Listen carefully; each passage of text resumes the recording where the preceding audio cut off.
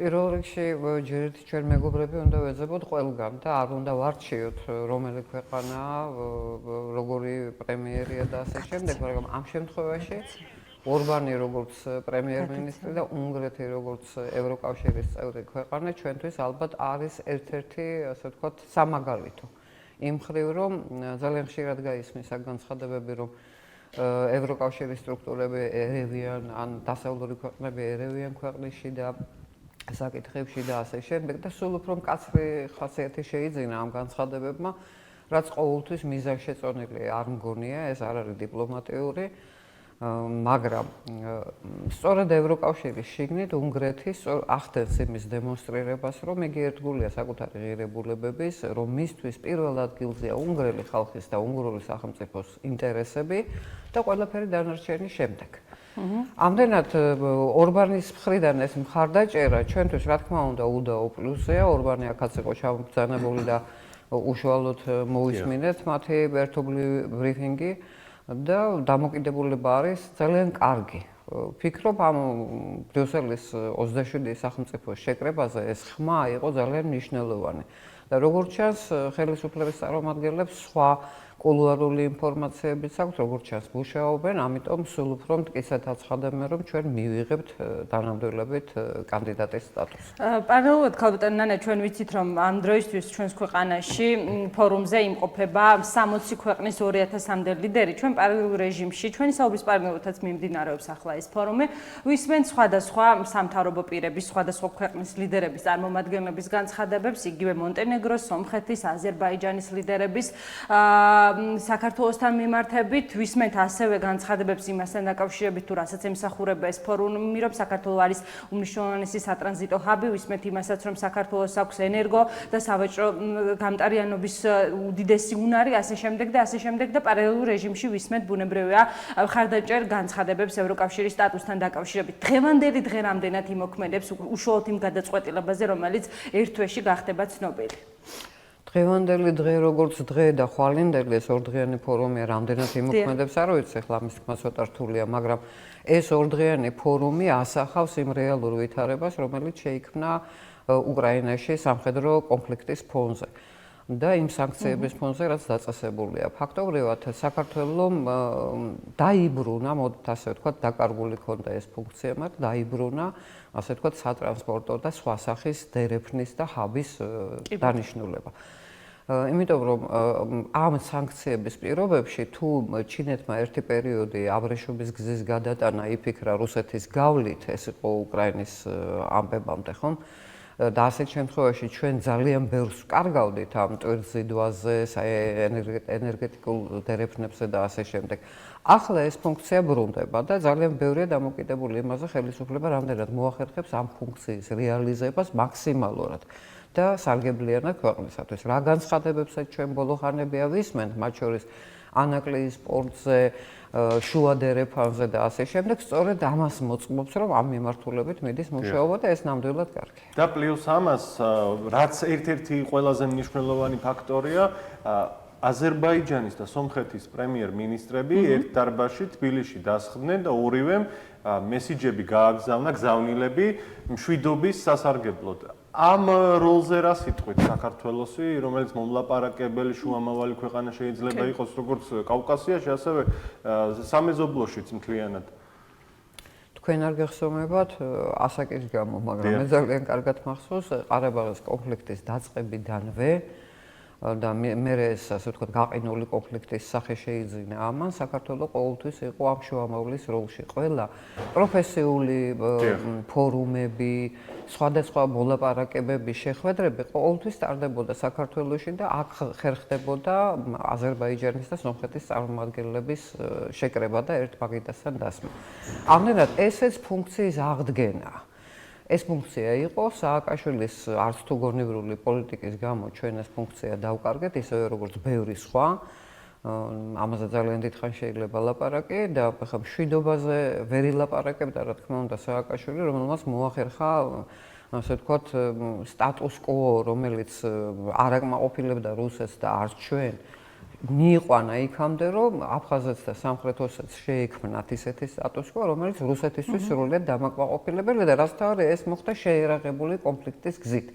ამიტომ ამას რა თქმა უნდა სააკაშვილის ხელისუფლება ვერ ილაპარაკებდა.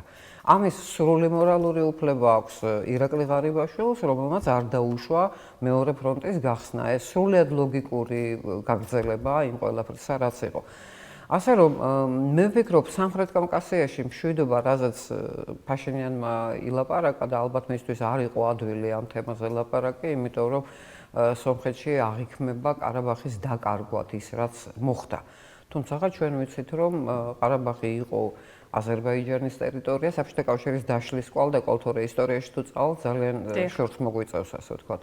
ქართველების კვალიც კი არის იქ, როგორც მე ვიცი. ნუ თავისთავად, ხოლმე ეს სამხრეთ კავკასია არის უმნიშვნელოვანესი რეგიონი, არა მარტო რუსეთისთვის, რატომღაც მარტო რუსეთს აქცევენ ყურადღებას. მთელი მსოფლიოსთვის არის დღეს მნიშვნელოვანი სამხრეთ კავკასია, ანუ რასაც ადრე ამიერკავკასიას ეძახდნენ, ხო? და სწორედ ამ ენერგომატარებლებს, ამ სატრანსპორტო დერეფნებს და ჰაბს უკავშირდება ეს ყველაფერი. საქართველოს საჭიროება სამხრეთ კავკასიასთან ერთად მთლიანობაში გახდა ძალიან მნიშვნელოვანი იგივე ევროპული სტრუქტურების მიმართ. მე ადრე ერთ-ერთ გადაცემაში აქ მერვე სტუდიაში ვთქვი, რომ როცა ბჭობა მიდიოდა მოგვცემენ თუ არა კანდიდატის სტატუსს, მე ვთქვი მაშინ, რომ თუ დაინახეს, რომ სტატუსის არ მოცემით საქართველოს საბოლოოდ კარგავენ როგორც პარტნიორს, რა თქმა უნდა, მოგვცემენ სტატუსს. ეს ელემენტარული პოლიტიკური თამაშია. და ამ ფონზე დღეს, როდესაც საქართველოს საჭიროება მისი გეოგრაფიული მდებარეობიდან გამომდინარე კიდევ უფრო ნათელი გახდა, ქალბატონ ნანა, ხომ არ ფიქრობთ, რომ ჩვენი ქვეყნისთვის ამ შემთხვევაში, როდესაც კიდევ ერთხელ ვიტყვი, რომ ველოდებით მომდევნო თვეში უკვე კანდიდატის სტატუსს, დღევანდელი მოცემულობით იძულებული გახდებიან ყოველ შემთხვევაში, რომ საქართველოს მიენიჭოს კანდიდატის სტატუსი. იქიდან გამომდინარე, რომ ჩვენ ვხედავთ საქართველოს გეოგრაფიული მდებარეობიდან გამომდინარე, რა განცხადებები კეთება დღის განმავლობაში. შესაბამისად, პრემიერ-მინისტრის განცხადებაც მოვისმინეთ ირაკლი ღარიბაშვილის წინა ნაწილში, რომელმაც აღნიშნა, რომ საქართველოს აქვს ყველანაირი პირობა ახლა იმისთვის, რომ კანდიდატის სტატუსი დააკმაყოფილოს და იმედი გამოთქვა, რომ ის განცხადებები, რომელსაც თეორიულად ვისმენთ, უკვე პრაქტიკაში იქნება დეკემბერში განხორციელებული და ჩვენი ქვეყანა კანდიდატის სტატუსს მიიღებს. თუმცა ამის პარალელურად გასულ დღეს ჩვენ მოვისმინეთ დეპუტატის, ერთ-ერთი ოპოზიციონერი დეპუტატის ხათუნა სამნეძის განცხადება, რომელმაც თქვა, რომ რიგი პოლიტიკოსები, მათი კოლეგები, ანუ ოპოზიციონერი დეპუტატები ჩადიან ევროპაში და ევროპელ ლიდერებს აწვდიან ინფორმაციას იმის შესახებ, რომ საქართველოს არ არის მზად მიიღოს კანდიდატის სტატუსი. ანუ ამ ორი მოცემულობის გათვალისწინებით, როგორ ფიქრობთ, მოლოდინი რისი უნდა ჰქონდეთ და ოპოზიციონერი დეპუტატის ამ განცხადებას როგორ შეაფასებთ? პრინციპში ამაზე დიდი ხანია ქართული ოცნებაც საუბრობს, რომ რიგი პოლიტიკოსების ინტერესებში მეხუთე კოლონა გვაქვს ხედელობაში არ შედის, რომ საქართველოს მიიღოს კანდიდატის სტატუსი. ნუ როგორ არის ეს მარტივია ეს, როდესაც შენ ხარ ოპონენტი და თან დესტრუქციული ოპონენტი, ხო, რასაც ჩვენ ვხედავთ წლების განმავლობაში. შენ რა თქმა უნდა არ გინდა რაღაცა პლუსი, რაღაცა დადებითი ნაბიჯი მიიწეროს ხელისუფლებამ. და ამ შემთხვევაში ისინი გამოდიან არა სახელმწიფოს ინტერესიდან, რომლის უდიდესი უმრავლესობა ევროკავშირისკენ ისწრაფვის, ხო? არამედ გამოდიან თავიანთი პარტიკულარული ინტერესებიდან. მათ არ უნდათ ეს, რომ ეს არ ჩაეთვალოს ქართულ ოცნებას, ასე ვთქვათ, ევროკავშირისკენ წინ გადადგმულ ნაბიჯში. თუმცა მე აქვე მინდა გითხრათ, რომ მე არ ვარ ასეთი ოპტიმისტური განწყობის ამ სტატუსის მიმართ, იმიტომ რომ ჩვენი მეზობელი თურქეთი აგერ რამდენიმე ათეული წელიწადია კანდიდატის სტატუსს ფლობს, მაგრამ ევროკავშირში ვერ შევიდეთ, სავარაუდოდ ვერ რჩება, ხო? მე არც აი ამ დღევანდელი ფორუმის თემატიკას, იგივე შუაგზის დერეფნის, იგივე ამ სატრანსპორტო და გადაზიდვების საკითხს და ენერგომატარებლებს პირდაპირ სტატუსს არ უკავშირებ, იმიტომ რომ ევროკავშირის სტატუსი გვექნება თუ არ გვექნება, ის მაინც ისარგებლებს ყველა იმ სიკეთით, რამაც საქართველოზე უნდა გაიაროს და მათ სხვა გზა არც აქვთ, იმიტომ რომ თვითონ დაადეს სანქციები რუსეთს და ახლა იძულებული გახდნენ შუამავლების საშუალებით შეისყიდონ რუსული ენერგომატარებლები. ახლა არც ის დაგვაუწყდეს, რომ ამის გამო ენერგომატარებლები გაძვირდა, ევროპაზე ეს აისახა უკვე, ხოლო რუსეთის შემოსავლებმა მოიმატა სერიოზულად. ანუ როგორ არის, იცით, წმინდა პოლიტიკურ საკითხებს ყოველთვის ვერ მიაბავ ასე ეკონომიკურ თანამშრომლობას, იმიტომ რომ ჩინეთი პოლიტიკური თვალსაზრისით შეიძლება ზოგიერთ ქვეყნისთვის იყოს მიუღებელი მისი შიდა მოწყობით, და დემოკრატიის მისეული მოდელით, მაგრამ ჩინეთთან ისინი თანამშრომლობენ და ითანამშრომლობენ. ისევე როგორც ინდოეთთან და სხვა ქვეყნებთან, მიუხედავად იმისა, თუ როგორი სისტემაა იქ, ეს საკითხები ერთმანეთში ასე პირდაპირ არ უნდა აურო. და რუსეთთანაც ყველა თანამშრომლობს ამ ომის პირობებშიც კი ვიცით როგორი დიდი ბრუნვები აქვს სავაჭრო თვალსაზრისით მაგალითად ამერიკის შეერთებულ შტატებს და რუსეთს. როგორც ევროპა ბუნებრივ აირს და სხვა მრავალს ყიდულობს და ყიდის რუსეთში. როგორ არის ეცეთ იგივე რუსული ალმასები და სხვადასხვა წიაღისეული, მაგრამ ამ შემთხვევაში ალმასების შესყიდვაზე მხოლოდ ერთი თვის წინ თქვა უარი ბელგიამ. არა და უმსხვილესი მომხმარებელი იყო და მთელი ეს პერიოდი ყიდულობდა გამალებით, ხო? ხო, არც ის დაგვაუწყდეს ჩვენ რომ აქ ხო მარტო რუსეთის საკითხი არ არის. ჯერ კიდევ 2000 წლისთვის მე მაშინ ვიყავი აფრიკაში, აფრიკის ყველაზე სერიოზული წიაღისეული საბადოები უკვე იყო ჩინეთის ხელში. ანუ მათ დიდი ხანია დაიწყეს მოძრაობა ამ მიმართულებით და ამ წიაღისეულებს შორის როგორც რუსეთში, ისე აფრიკაში არის ისეთი ელემენტები, რომლის გარეშეც მაგალითად თქვენი smartphone-ები და სხვადასხვა гаджеტები და კომპიუტერები და ლეპტოპები ვერ დამზადდება. ეს ძალიან სერიოზული საკითხებია. ეხლა დაუკვირდეთ რომ ამერიკამ სანქციები კი დაუწესა რუსეთს, მაგრამ ის რომ რუსული ძრავებით სარგებლობდა თავისი კოსმონავტების კოსმოსში გასაყვანად, ამაზე სანქციები არ დააწესა. ანუ ისევ იმ თემას ვუბრუნდები, ორბანი არის აბსოლუტურად მართალი, როცა საკუთარი ქვეყნის და ხალხის ინტერესებს აყენებს პირველ ადგილზე. ეს არ არის მხოლოდ ისეთი დიდი სახელმწიფოების პრეროგატივა, როგორც არის შეერთებული შტატები. აი როგორც შტატები ზრუნავს თავის სახელმწიფო ინტერესებზე, ასე უნდა იზრუნოს ნებისმიერო, თუნდაც ჩვენსავით პატარა სახელმწიფო. ქალბატონო ნანა, მე მინდა გკითხოთ მიმდინარე კვირას განვითარებულ პროცესებზე ჩვენს ქვეყანაში და ამ პროცესების უკვე გაგრძელებაზე. მაყურებელს კიდევ ერთხელ შევახსენებ იმპიჩმენტის პროცედურას, რომელიც გაიმართა საკანონმდებლო ორგანოში და ვეტყვი თუ როგორ გრძელდება ახლა პროცესები უკვე მას შემდეგ, რაც საკანონმდებლო ორგანომ ქართულ მოცემამ ამ შემთხვევაში პრეზიდენტის იმპიჩმენტის პროცედურა ჩავარდა საკანონმდებლო ორგანოში და ქართულ მოცემას არ იყო სათანადო ხმები. მიმდინარე კვირის განმავლობაში და გასულ დღეებში უკვე ვრცელდება ინფორმაცია იმის შესახებ, რომ საქართველოს პრეზიდენტი სალომე ზურაბიშვილი ფარულ შეხვედრებს აწარმოებს ოპოზიციონერ დეპუტატებთან და ამავე დროულად ის შეხვდა ყოფილ სახალხო დამცველ ნინო ლომჯარიასაც. ამ ფონზე ბუნებრივია ჩნდება შეკითხვა, როგორ უნდა ველოდოთ ქალბატონო ნანა პროცესების განვითარებას, რა ახალ კონფიგურაციებთან შეიძლება გქონდეს საქმე და როგორ ფიქრობთ, სალომე ზურაბიშვილს როგორც ოპოზიციონერი პარტიები გაერთიანების ლიდერს ხომ არ უნდა ველოდოთ უახლოეს მომავალში და ხედავთ თუ არა მის ჩართულობას უკვე პოლიტიკაში, ასე ვთქვათ, როგორც ოპოზიციონერი დეპუტატების საერთო კანდიდატი.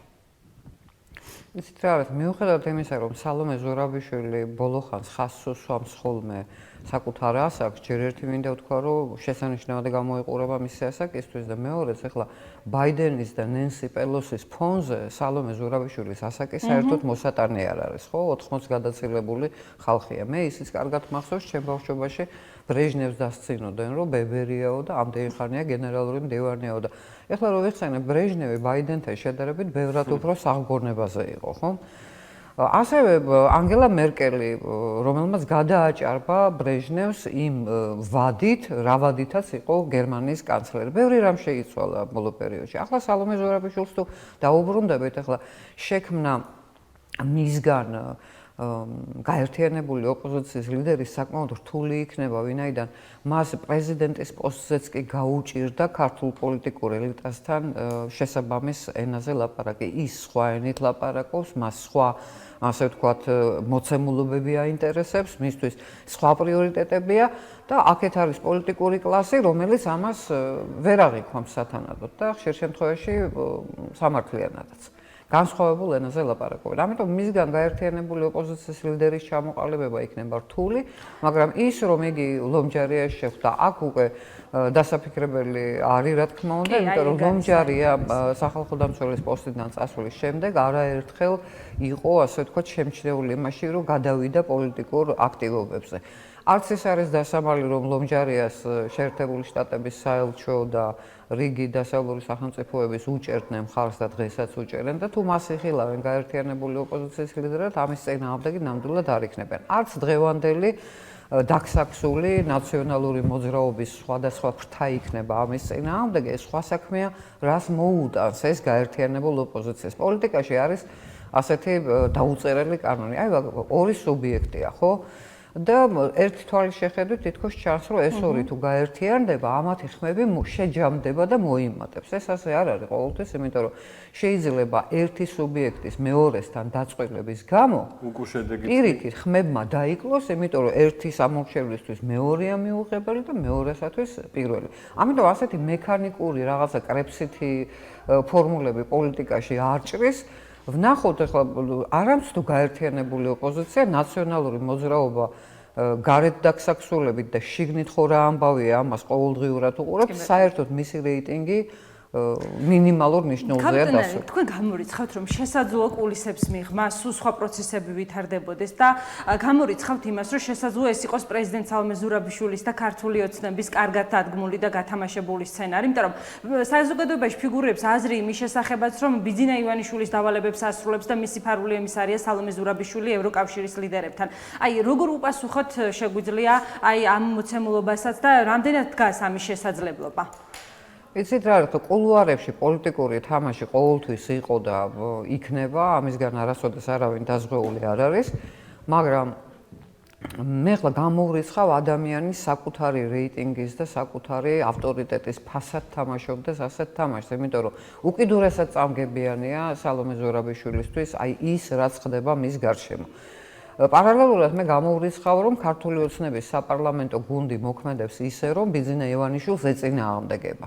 იმპიჩმენტის პროცედურა საკონსტიტუციო სასამართლოში ვიხილეთ, პროცესი ბოლომდე არ იქნა მიყვანილი, თორე როგორც რომან გოცირიძე ამბობდა, ამ მილიარდერის პარტიას რა გაგიჭირდათ 10 კაცი რით ვერ იყიდეთო, ხო? ნუ ამას ბევრი ქილი კი მოყვა მერე, იმიტომ რომ როგორც ჩანს, რომ მეანიშნაო, რომ მოგეცათ ფული და მეც მევცემდე ხმასო იმპიჩმენტს, მაგრამ მე არა კარგად ვიცნობ რომანს და ამას გამოვრიცხავ. მაგრამ აი მთელ ამ პროცესს თუ დაუკვირდებით, ეს არის რეალურად ქართული ოცნების გუნდის უკმაყოფილება პრეზიდენტით. რატომ მოხდა, როგორ მივიდნენ აქამდე, ეს სულ სხვა საკითხია და მე ვფიქრობ, რომ როდესაც კონფლიქტი ხდება, მე კი არ ვფიქრობ, ეს კანონია, რომ ორივე მხარე რაღაცაში დამნაშავე. არ არსებობს ასეთი კონფლიქტი, რომ ერთი თავიდან ბოლომდე მართალი იყოს და მეორე სრულიად დამნაშავე. მოხდა ის, რაც მოხდა, მაგრამ მომდევნო პერიოდში ახლა სალომე ზურაბიშვილის ლიდერობით ოპოზიციური, ასე ვთქვათ, ერთობა ნაკლებად წარმომიდგენია. საერთოდაც ეს ერთობა ძალიან პრობლემურია, იმიტომ რომ სააკაშვილის ყოფილი თანაგუნდელები იმდენად დაუპირისპირდნენ ერთმანეთს, თუ ძველები და თუ ახლები, ხო? და ეხლა უკვე პირდაპირი განცხადებები ისმის, რომ ყოფილი თავმჯდომარე ამბობს, მე არ ვიქნები იმ პარტიაში, სადაც არის ჩრდილოვანი ოლიგარქიული მმართველობა. ანუ დაუკვირდით, რაშიც ბრალს დებდნენ ქართულ ოცნებას და ბიძინა ივანიშვილს, დღეს ნაციონალური მოძრაობის ყოფილი თავმჯდომარე ბრალს დებს ნაცმოძრაობას და იგივე კეზერაშვილს და მერაბიშვილს. ესე რომ პროცესები ასეთი სწორხაზოვანი არ იქნება. იქნება, რა თქმა უნდა, მცდელობა, რომ გარკვეული, ასე ვთქვათ, პროტესტი გამოიწვიონ, ხალხი ქუჩაში თუმცა სულ უფრო და უფრო უჭირთ ხალხის ქუჩაში გამოყვანა, ხო? მაგრამ მოემზადებიან 2024 წლისთვის, როცა ტრადიციულად ეს ხო ეს გაწერილი სცენარია ასეთი, რომ ვითომ არჩევნები გაყავდა და ამიტომ რევოლუცია უნდა მოხდეს, ალბათ ამ გზით ივლიან, ჩემი აზრით, თუ კიდე უფრო არ დასუსტდნენ, რადგან ბევრის თავი დღეს აღარ აქვს ნამდვილად. ქალბატონო ნანა, თქვენ თქვით, რომ ოპოზიციის იმ ნაწილს, ვისაც საუბრობდით, ხალხი ვერ გამოყავს ქუჩაში, მაგრამ კარგად თუ დაუფიქრდებით, ახლა ისეთი პერიოდია, როდესაც ამომრჩეველი და მთლიანად საზოგადოება არის პასიური პოლიტიკის მიმართ, ნიჰილიზმი აქვს. ეს ნიჰილიზმი პერიოდულად ჩნდება, შემდეგ ხანდახან მუხტი იწევს და ვითარება ამ კუთხით აღარ არის საგანგაშო, მაგრამ ახლა იმდენად მძიმეა ვითარება, რომ ადამიანებს არ სურთ პოლიტიკაში ჩარევა არ სურთ მოქმედებებზე გადასვლას, იმიტომ რომ ვერც ოპოზიცია და ვერც მთავრობა მათ ვერაფერს ვერ სთავაზობს ყოველდღიური ცხოვრების გასაუმჯობესებლად. მთავრობა ამბობს, რომ კანდიდატის სტატუსი უნდა მივიღოთ და ეს არის ახლა ჩვენი მთავარი ამოცანა. ეკონომიკურად კი კარგად გვაქვს საქმე, ოპოზიცია ვერ უწევს ხელისუფლებას ჯანსაღ ოპონირებას ამ თემებზე, რაც ყოველდღიურ ცხოვრებას ეხება ადამიანებისა.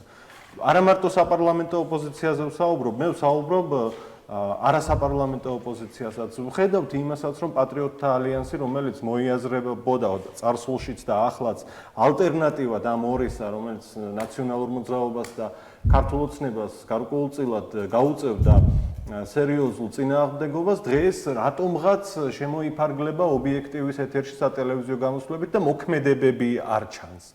აი რა არის გამოსავალი იმისთვის, რომ აი 2024 წლის არჩევნებისთვის რაღაც მოხდეს სერიოზული გარდამტეხი საზოგადოებისთვის. ილია, ახლა მე დღეს იმდენი პოზიტივი ვთქვი დღევანდელი ხელისუფლების მიმართ, იმიტომ კი არა რომ რაღაცაში მჭირდება, ეს ობიექტურად ასეა და რომ თქვა პირიქით, ესე იგი ახირებული უნდა იყოს, ხო, ადამიანი. რომ მე ეს პოზიტივი მაძლევს უფლებას გავიხსენო ისიც, რატოა დღევანდელი ვითარება ასეთი. ხო, ეს ხო სწორედ იმიტომ არის, რომ ქართულმა ოცნებამ სამიზნედ ამოიღო არა ნაციონალური მოძრაობა, არამედ პატრიოტთა ალიანსი და გადაწყვეტა მისი განადგურება.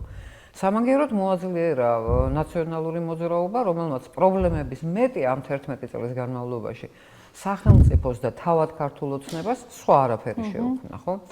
ეხლა დღეს ვითარება არის ასეთი, მე ყოველთვის ვამბობდი, ახლაც ხაზს გაუსვამრო, პატრიოტთა ალიანსი არის პასუხისმგებლიანი პოლიტიკური ორგანიზაცია, ჩვენგან შორს არის შურისძიება და რაღაცა ბუღმის გულში ჩადება და სამაგიეროც გადახდა და ასე შემდეგ და ჩვენ ახლა იმის გამო რომ ვიღაცას ვაჩვენოთ, რომ აი ჩვენი აქტივობა ხალხი ქუჩაში გამოვიყვანოთ, ამას არ გავაკეთებთ თუნდაც იმიტომ, რომ იმ დესტრუქციული ძალების წისქვილზე არ დავასხათ წყალი, რომლებსაც თვითონ ვერ გამოყავთ ხალხი, მაგრამ თუ გამოვა ხალხი, დიდი სიამოვნებით ეცდებიან, რომ რაღაცა მიიწერონ და რაღაცა სათავისოდ საბანი გადაკაჩონ, ხო? მე ვფიქრობ, ეს ყველაფერი ჯერ კიდევ წინ არის, ადრეა, ასე ვთქვათ, რაღაც მოძრაობების დაწყება, იმიტომ რომ შიგნით აქვს არეულობა საპარლამენტო ოპოზიციას, გაურკვეველი ვითარება მთელ რიგ საკითხებში და ქართულ ოცნებას მე პირდაპირ ურჩევდი. ხა მე ძალიან კარგად ვიცი, რომ თქვენ გადაცემებს უყურებთ და მოკლე კონსპექტის სახითაც მიაქვთ იქ, სადაც საჭიროა. და მე ურჩევდი, რომ ნუ იქნებიან იმის იმედად, რაც შენ თქვი, ილია, რომ ხალხი არ გამოდეს, იმიტომ რომ მათ ცხოვრებას ეხება ძალიან ბევრი რამ. და ბევრი პოლიტიკოსისგან განსხვავებით, მე ყოველდღიური კონტაქტი მაქვს ადამიანებთან. და მცირე მეწარმეებისგან მე პირველად აღარ მესმის უკვე ეს ფრაზა, რომ სააკაშვილი კი ვიცით რაც იყო, მაგრამ აი ჩვეულებრივ უბრალო მშრომელს, აი მცირე ბიზნესის პატრონს არ გვეხებოდა. ესე იგი პრობლემა არის რაღაც. და ეს ხალხი, რომელსაც მდგომარეობა, კეთილდღეობა, მათ შორის ფინანსური მით უფრო უარესდება, რაც დრო გადის, αλλά ეს მუხტი გროვდება და ვინ ისარგებლებს მერე ამ მუხტით. აი ეს არის ძალიან დიდი კითხვის ნიშნის ქვეშ. ამიტომ ხელისუფლებამ პირველ რიგში ამ ადამიანებზე უნდა იფიქროს, რომლის გამოყენებაც ყველაზე დესტრუქციულ ძალებს შეუძლია. დიდი მადლობა ქალბატონ ნანამ, მაყურებელს შევახსენებ, ნანა დევდარიანი იყო გადაცემის ამ ნაწილის სტუმარი, დაგემშვიდობებით, მადლობა კიდევ ერთხელ სტუმრობისთვის.